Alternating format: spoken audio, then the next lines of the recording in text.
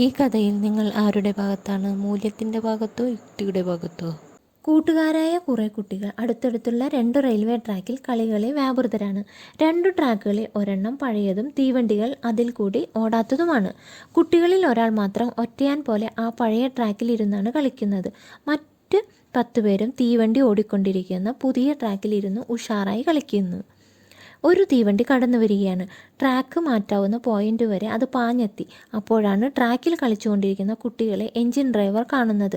നേരത്തെ സൈറൻ മുഴക്കിയെങ്കിലും കളികളിൽ വ്യാപൃതരായിരിക്കുന്ന കുട്ടികൾ അത് ശ്രദ്ധിച്ചില്ല. അതുകൊണ്ട് അവിടെ നിന്ന് മാറിപ്പോയില്ല. ഡ്രൈവർക്ക് വേണമെങ്കിൽ ഉപയോഗിക്കാത്ത പഴയ ട്രാക്കിലേക്ക് ട്രെയിൻ തിരിച്ചുവിട്ട് ആ 10 കുട്ടികളുടെ ജീവൻ രക്ഷിക്കാം. പക്ഷേ ആ പഴയ ട്രാക്കിൽ കളിച്ചുകൊണ്ടിരിക്കുന്ന ഒരു കുട്ടിയുടെ ജീവൻ പൊലിയും. ട്രാക്ക് മാറാതെ പോയാൽ 10 കുട്ടികൾ മരിക്കും. ഈ സാഹചര്യത്തിൽ നിങ്ങളായിരുന്നുവെങ്കിൽ എന്തു തീരുമാനിക്കുമായിരുന്നു?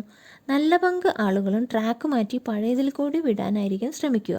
കാരണം അപ്പോൾ 10 കുട്ടികളെ രക്ഷപ്പെടുത്താം. ഒരാളിന് മാത്രമേ അപായം സംഭവിക്കൂ. പക്ഷേ ഓർക്കുക, തീവണ്ടി ഓടാത്ത ട്രാക്കിലാണ് അവൻ കളിച്ചുകൊണ്ടിരിക്കുന്നത്. അവൻ ഒരു തെറ്റു വരുത്തുകയോ നിയമം ലംഘിക്കുകയോ ചെയ്തിട്ടില്ല. തീരുമാനമെടുക്കുന്നതിലെ യുക്തിയും ധാർമ്മികതയുമാണ് ഇവിടെ കൂട്ടിമുട്ടുന്നത്. തീർച്ചയായും മൂല്യത്തിന് വില കൽപ്പിക്കണം.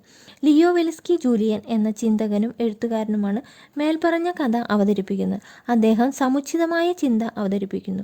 ഞാൻ ഒരിക്കലും ട്രാക്ക് മാറ്റുകയില്ല. നേരെ ഓടിക്കാനാണ് എൻ്റെ നിയോഗം. ഉപയോഗിക്കുന്ന ട്രാക്കിൽ കൂടി ട്രെയിൻ വരുമെന്ന് ആ കുട്ടികൾക്ക് അറിയാം. നിയമം ലംഘിക്കാത്ത ഒരാൾക്ക് വേണ്ടിയിട്ട് നിയമം ലംഘിച്ച 10 പേരെ രക്ഷപ്പെടുത്തുമ്പോൾ യുക്തി വിജയിക്കുമായിരിക്കും. പക്ഷേ മൂല്യം പരാജയപ്പെടും.